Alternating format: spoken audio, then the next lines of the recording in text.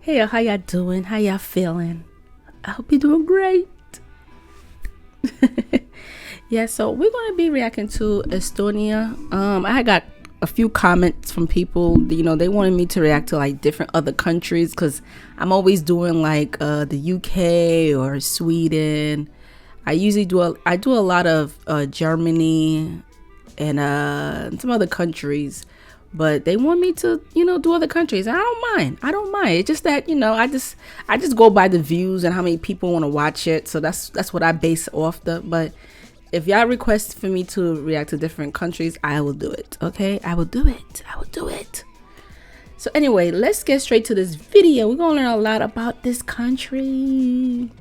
Estonia is without a doubt Europe's little wild card. You never know what you're going to get with these people, but they always seem to surprise you. First of all, Estonia is classified as a North European country. Do not call them Eastern, as it has former USSR connotations that they do not want to be affiliated with. Located on the Baltic Sea, just a short ferry ride south below their brothers in Finland, bordered by Russia to the east and Latvia to the south. The country is divided into 15 counties, or maakunnat, with the capital Tallinn, located in the north just on the Gulf of Finland in the Baltic. However, it's been said that the country kind of rotates capitals around the year, as Tartu is considered the cultural capital with its juxtaposition of classic and postmodern architecture and a myriad of conceptually abstract statues. And then there's Pärnu, considered the summer capital with its rockin' beach and bonfire parties. These three cities also host the largest airports. The country owns over 2,200 islands and islets, and the largest ones, Saaremaa and Hiiumaa, which act as their own counties. When it comes to their borders with Russia, things get a little weird. To this day, many maps of Estonia in Estonia still include the areas of East Narva or Ivanograd, with the two opposing castles facing each other on the river, and the South Petseri or Petserimaa region, which were respectively annexed by Russia technically, but there's still an ownership dispute, kind of. It's weird. Not only that, but there are also some strange border disparities, like the Narva River waterway exit into the largest lake, Lake Peipus or Peipsi,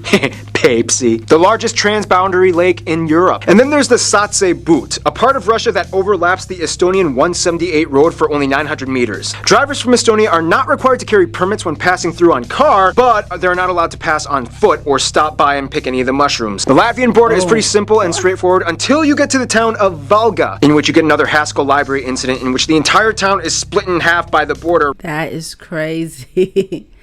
Oh man, so it's like if you cross over, running straight through streets and roads. Speaking of roads, in the wintertime when the Baltic freezes over, a charming little miracle happens. Estonia gains the world's longest ice road that travels from the mainland to Hiiumaa Island in the west. The road is about 26 kilometers long and operates between January and March, when the ice is just thick enough to carry the weight of most vehicles. Speaking of roads again, Estonia has strict rules on wearing reflective clothing at night. If you are caught at night not wearing something that helps others see you, you could get up to 400 euros in a That's good.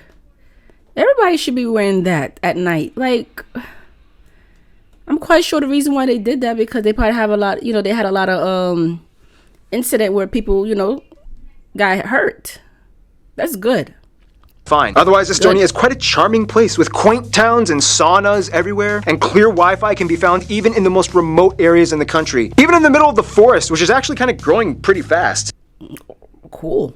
Let's explain. Okay, I didn't really think it was going to be this easy, but one way you can remember what Estonia is like is that it's really actually kind of stony. Found in the lush forests and meadows, Estonia is actually home to more giant boulders than any other European nation, over 60 of which have diameters over 30 meters wide, all of which protected by the government. Not only that, but Estonia also has more meteorite craters per square kilometer than anywhere else in Europe for some reason. The most notable ones being the Kali craters on Saaremaa Island, and the massive 8-kilometer wide Neugrund crater under the sea with impact residue pieces found all over the coast of Osumar in the north. And not only that, but Estonia is also Europe's largest shale oil producer, second in the world after China, with most of the rocky deposits found along the north and northeastern parts of the country. By the way, little side note, shale oil is an unconventional source of fuel in which the oil is trapped in rock fragments and extracted in a process that adds hydrogen to remove impurities. Simply put, Estonia is pretty lush and beautiful. They're actually going through a reforestation phase right now, partially thanks to the declining population, in which now over half of the entire country, some numbers estimate over 60%, is covered in forest. Estonia is generally flat. I mean, the highest point, Suurmunamägi, or Egg Mountain, is only 318 meters tall, and at over 1,400 they have a ton of lakes and even more small ponds. The rest of the country is comprised of open bogs, fens, and wetlands. They're never short in supply of fresh, boggy mud. And waterfalls, oh my gosh, some amazing ones like in Balaste, Yagala, and Keayoa Falls are some of the most pristine, magnificent nature sites. But definitely try not to miss out on the national animal, the charming blue barn swallow. In terms of produce, Estonia is a very hearty meat and potatoes type of country, with national dishes like blood sausage and lingonberries, and raim or Baltic dwarf herring. They love that hard liquor.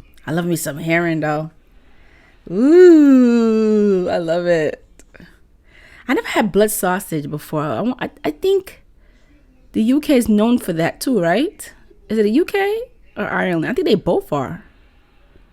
They both are. They're known for that. A lot of these countries are known for the blood sausage.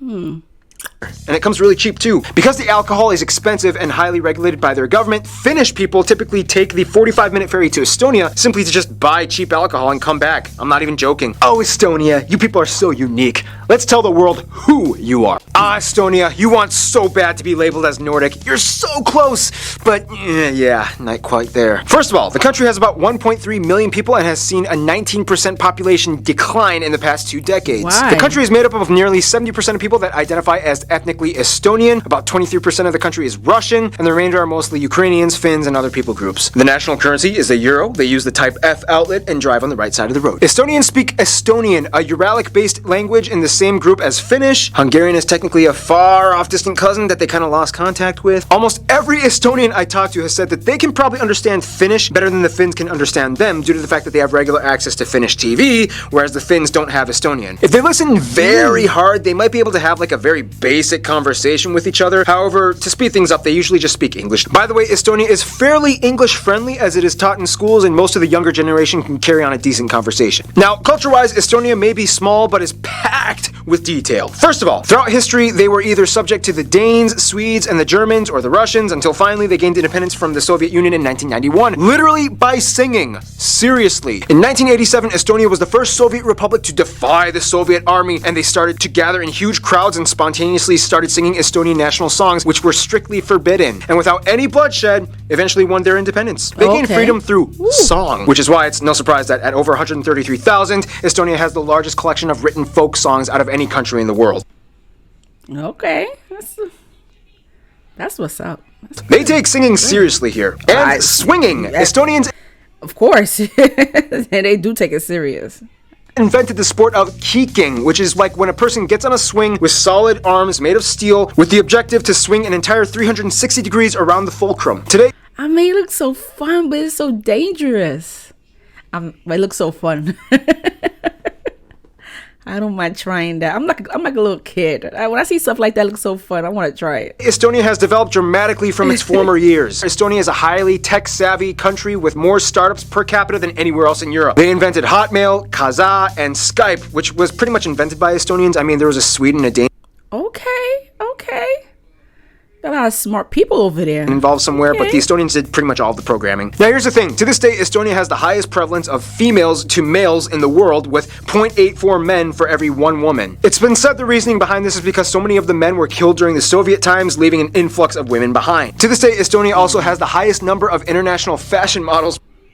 She is pretty. She's very, very pretty. You could tell, yeah, she was meant to be a model. Per capita in the world. I mean, after all those the face and the body structure. years of getting the pick of the litter, I guess Estonians bred some really attractive people. I've seen her before. That perfume smells so good. So good. Wow. Unfortunately, Estonia also has one of the highest unmarried and single parent ratios in Europe as well. Part of this has to do with the fact that Estonia disputedly has the lowest importance of religion on any country in Europe, as less than 20% claim to be affiliated with any religion at all. Therefore, many people don't really see a need for marriage as grounds to define their relationship, as it has just social and sometimes even religious institutional connotations that has no bearance on their lives, and they choose to just kind of bypass it altogether. To this day, many Estonian children are raised by a single parent who may cohabit with another partner, but almost likely will never get married. Which is funny because they really do well at wife carrying competitions. We'll explain more about that in the film. Wait, there's another country that does that. The carrying a wife competition. Who was it? I don't remember what country that was. I did a video. Was it them? No, it can't be them. Gotta be Finland somebody episode. else. But we will talk more about Finland in... I think it was Finland. Finland. Okay. I think it's Finland. I think it was Finland. So since the fall of the Soviet Union, Estonia has pretty much re-revolutionized the entire way that they engage with outsiders. In 2004, they joined the European Union and quickly gained ties to the Nordic countries that they've longed to unite with for like forever. Iceland was actually the first country to recognize their independence, and Estonians to this day even consider themselves Nordic. Although the term is kind of debatable with other Nordic countries. Again, after the fall of the Soviet Union, like, Estonia I actually don't think kind of so. still kept close ties with all the other former states that also gained independence, like in Central Asia, Kazakhstan, Uzbekistan, as well as the Caucasus regions, Azerbaijan, Armenia, and Georgia. It was kind of like, hey, remember the old days when big old Russia used to control us? Well, not anymore. High five, bro. Lithuania and Latvia are kind of like the two friends that they used to play with in the sandbox when they were kids, but then they kind of grew up and kind of stopped hanging out. Lithuania and Latvia are kind of like, Estonia, just accept the fact that you are Baltic, not Nordic. Join us. Their best friends, however, would have to be Finland. Finland is kind of like the bigger brother that has always loved his little sister, but hated seeing her get tossed around from empire to empire. They share the same cultures and general life values and have always been there for each other as the last surviving Uralic peoples on the planet. In conclusion, if Europe was a choir, Estonia would be like that one girl who didn't get any solos, but then gets to sing that one high note that causes the whole crowd to give her a standing ovation. Stay tuned, Ethiopia. Oh, I definitely want to do Ethiopia. I never did Ethiopia. I'm gonna do them next. There's so much to learn though for Estonia. There's so much to learn. I mean, you could tell he was speaking so fast. He couldn't really cover a lot, but he covered as much as he can. But I definitely want to do more. I want to do more. I need to learn a little bit more about this country. The do's and the don'ts. I want to do that next with Estonia. I will definitely do more about Estonia. And so make sure you subscribe to my channel. This was fun. Wow, so much to learn. All right. I see I love the people. Take care. Bye and peace.